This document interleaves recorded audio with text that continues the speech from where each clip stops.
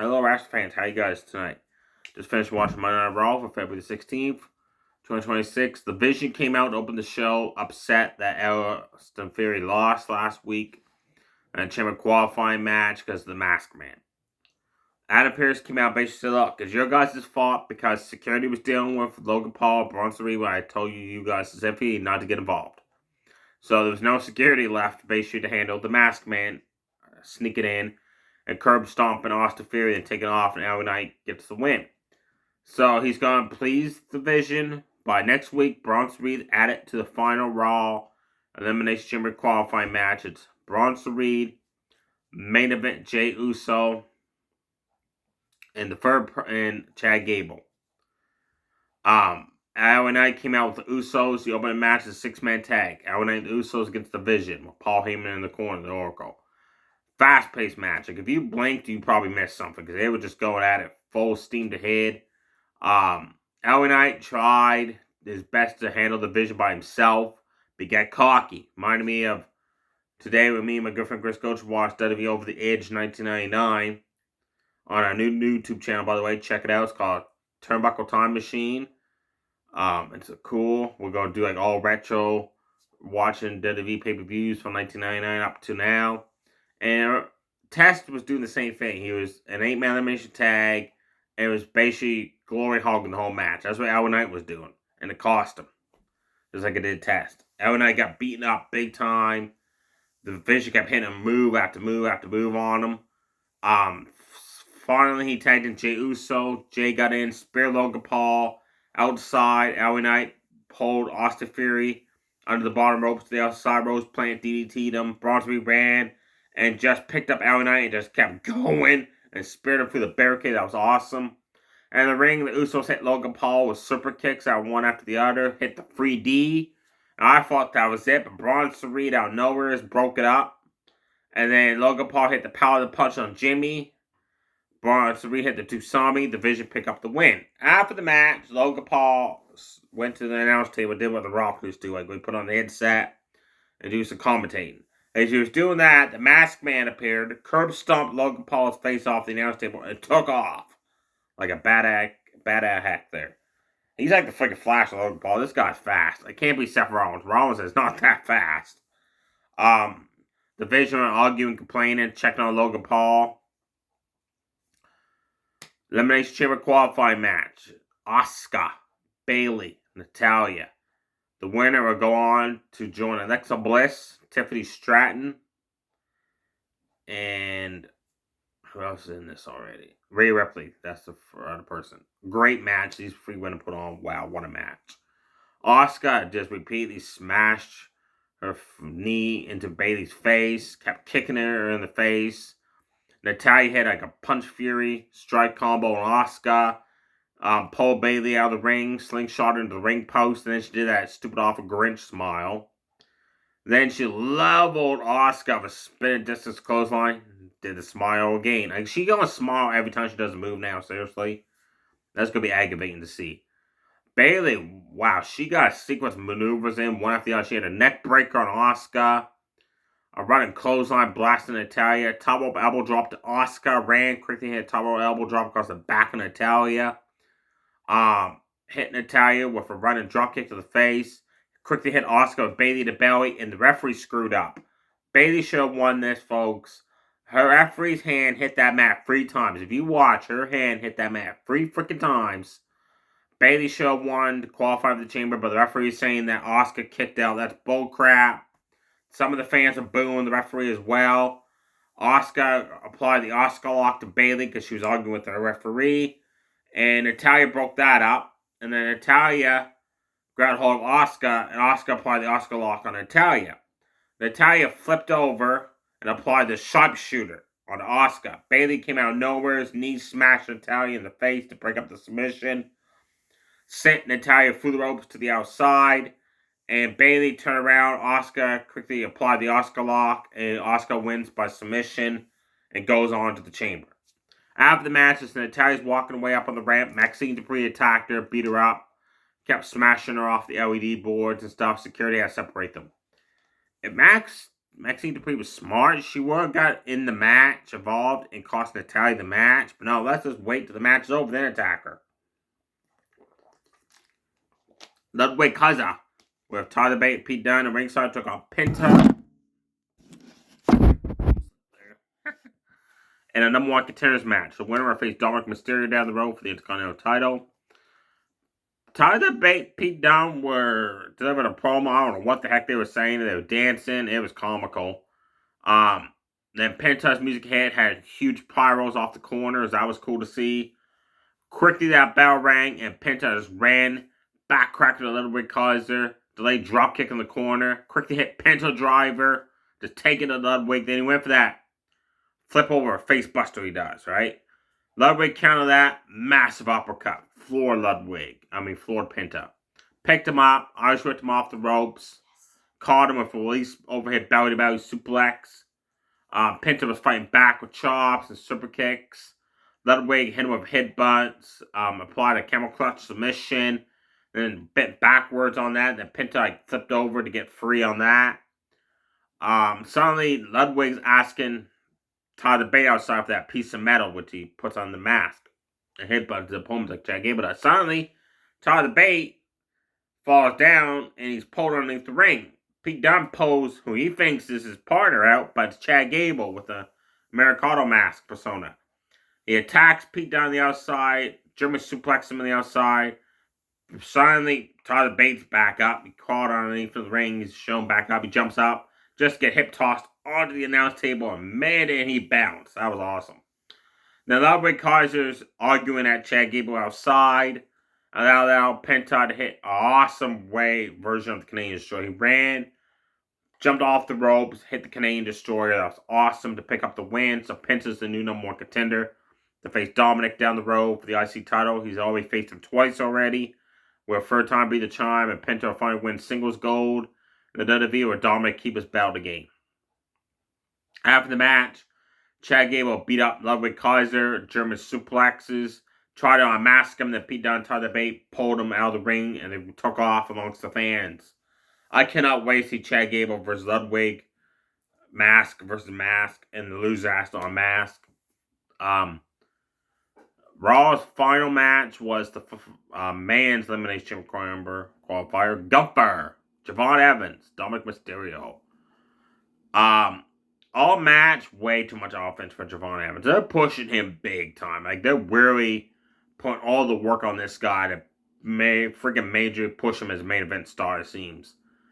And my honest opinion, he's not ready for it. He's new from NXT. He hasn't even been there for a full year yet. On the main roster. He's just new on the main roster. He's not ready for this main event push. He's not. Give him a few months, a few years, but no, they're just pushing him right to the main event status. Had way too much offense, was ruining the match for me. Dominic went outside the ring, got that timekeeper's bell, then put it on the steps. Because, I'm going to need that during this match later on. Hit the 619 to Javon Evans. Went for the frog splash. Javon Evans dodged out of the way. Gunther applies the sleeper hold to Dominic. Javon Evans comes off the ropes. Enziguri kicks Gunther, which Dominic get free for the sleeper hold. And then they double team Gunther, send him to the outside. And Gunther pulls Dominic outside. He just repeatedly kept Irish whipping him back first in the barricade. Then out of nowhere, Javon Evans flies over the ropes to the outside with a clothesline onto Gunther, knock him into the barricade. Super kick to Gunther, super kick to Dominic. Did awesome. This was cool. He bounced off the ropes, did a corkscrew scissors kick onto Dominic's back. Ran, bounced off the roughs, clothesline Gunther down.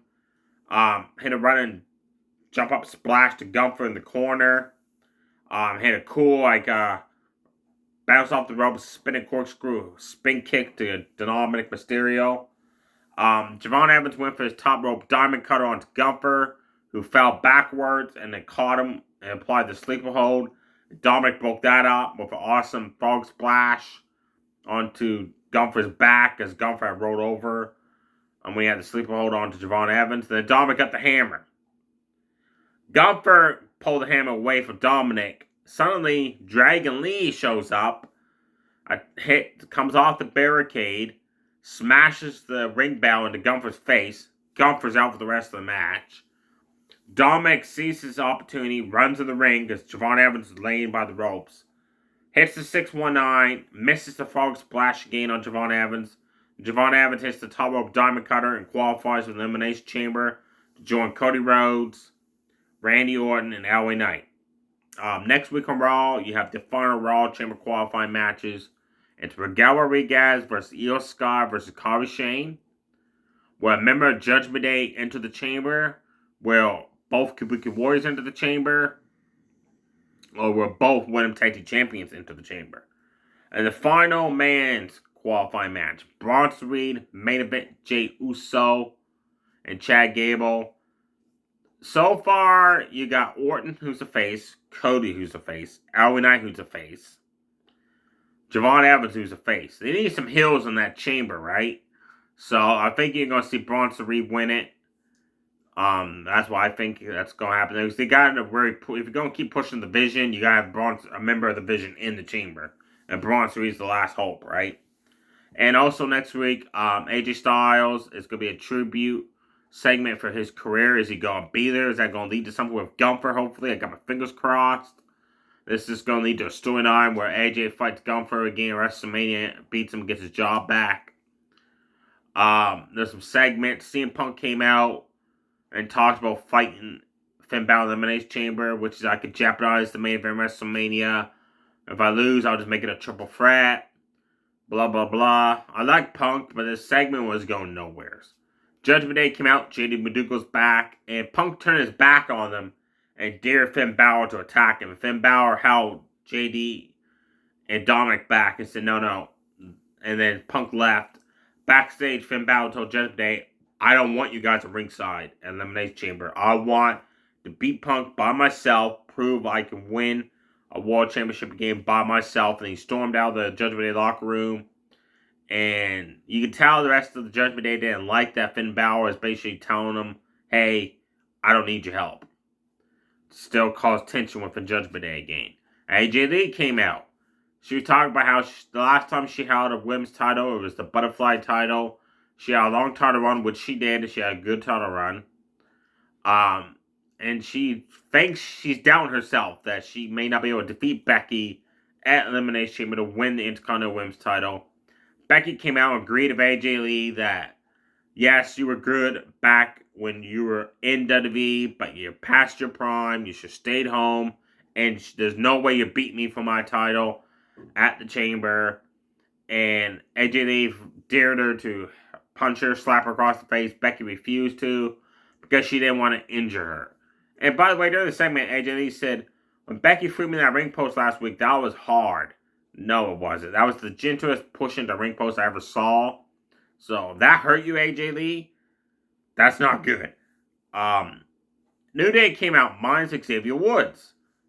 Woods is out, injured. He's Kofi Kingston and Grace Wallace said that Woods has been wrestling with a nagging shoulder injury. He's been working through it. But Triple H and the trainers have told him he needs to take time off now to heal the shoulder up. Then they started disrespecting the fans, and they just went from the New Day to pictures of what the city looked like outside with the traffic and that. Like, that was disrespectful to New Day. Like, why were they've been doing that a lot lately. They've been cutting their promos off mid-promo, like mid-sequencer. Maxine Dupree delivered a promo how she's going to break the ankle on Natalya. She wants a one-on-one. Like, who really gives a crap about that match at all? Nobody. If that match happens, that's going to be like a sleeper match right there. Everybody's just going to fall asleep watching it. There you have it, folks. For Monday Night Raw. Definitely check out all 4 matches. They're really good to watch. Definitely check out the new YouTube channel me and my good friend Chris Goches got. It's called, again, Turnbuckle Time Machine. We watched Over the Edge 1999 today. It was a really good pay-per-view. I thought the Triple H, the Rock match, Undertaker, Stone Cold were the match of the night. He preferred just Stone Cold and the Undertaker. There was an 8-man elimination tag. It was cool seeing like people like Test wrestle with the long hair. It was cool seeing Val Venus in action against Jeff Jarrett in a mixed tag with Jarrett had Deborah in his corner And Val Venus had Nicole Bass. I remember her. She didn't last long at all in that company. I don't even think she even made it to the year 2000. And oh my god, after the match, she's laid a big old smooch on Val Venus, and he loved that. Al Snow, Hardcore Holly had a rematch for the Hardcore title from the previous Backlash pay-per-view. We had a great time talking about the matches I've watched in that, so hope you guys tune into that as well, because it's going to be cool going back and watching it from 1999 up to now. The next one's the King of the Ring. We're looking forward to that because you got Billy Gunn, Road Dogg, X-Pac, China, Hardcore Holly, Val Venus, the Big Show and Kane in it. And the winner gets the trophy. And I like the King of the Rings back then because it's the whole tournament. 8-4-2. Not now where you get like just the final 4 or the final 2 at pay-per-view. You get the whole fame. And I'm curious like how the bracket's going to work. Is DX going to end up fighting DX? Like, where Road Dogg end up fighting X-Pac? With Billy Gunn end up fighting both members of DX and the brackets? Will even make it to the finals? Big Show and Kane, I know they fight off in the first round, which should be a good match. It should be. There you have it, folks. Thanks everybody. Too sweet. Bye.